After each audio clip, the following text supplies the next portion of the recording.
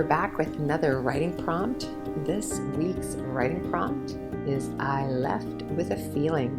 And if you're new to Tina O, to me, and to our writing group, what happens is every Tuesday night we gather from 5:30 p.m. to 7:30 p.m. and it's our commitment to ourselves to write each week. The invitation is to breathe and write and breathe. It comes from Natalie Goldberg's Writing Down the Bones, that book that was given to me, I must have been like 23 at the time, 30 years and more later. I'm still in a writing practice using Natalie Goldberg's Writing Down the Bones way. So 5 minutes, timed writing. That's what we did. That's what I invite you to do. Breathe and write and breathe. No crossing out, no erasing. And if you're typing, then no backspacing, no deleting. Just keep going. All right, enjoy everybody.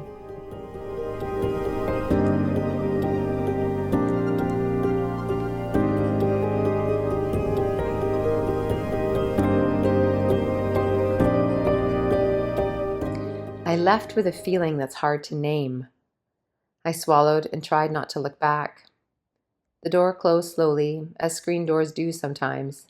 It took 27 steps from the stairs, through the gate, down the path, and halfway across the road to the car before I heard the final click.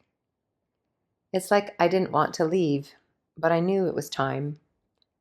I'd been trying to apologize for years, and when I finally did, when I finally said, "I'm sorry," out loud to her, I realized I didn't mean it. I wasn't sorry. I was empty. I was wanting her to dig deeper and do the hard thing and say what she wouldn't. I think sometimes I go first so I can get what I want. She'd lied to me.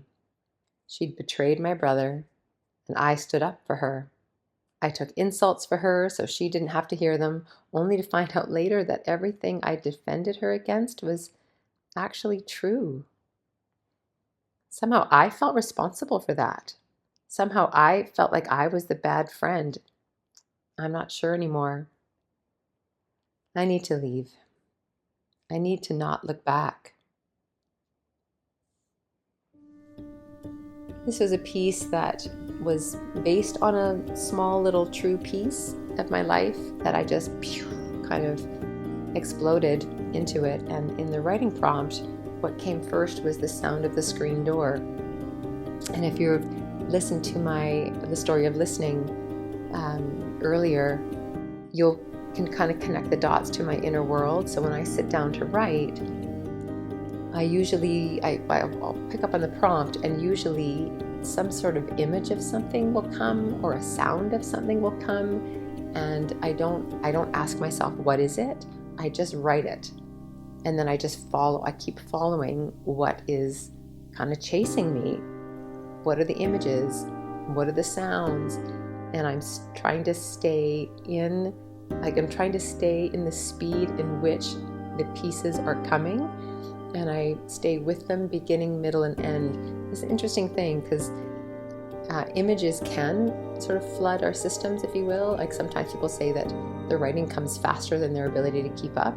But that, truthfully, from my lens anyway, I offer you to consider is a bit of programming, meaning we've normalized an influx of taking in images and taking in information. But just as our brain can't multitask, it simply shifts quickly. We can train our brain to stay with one thing at a time. It's kind of like, when you've got a dog and that your dog is jumping and you hold your hand up to pause the dog. Just pause the dog. I'm going to get you the treat.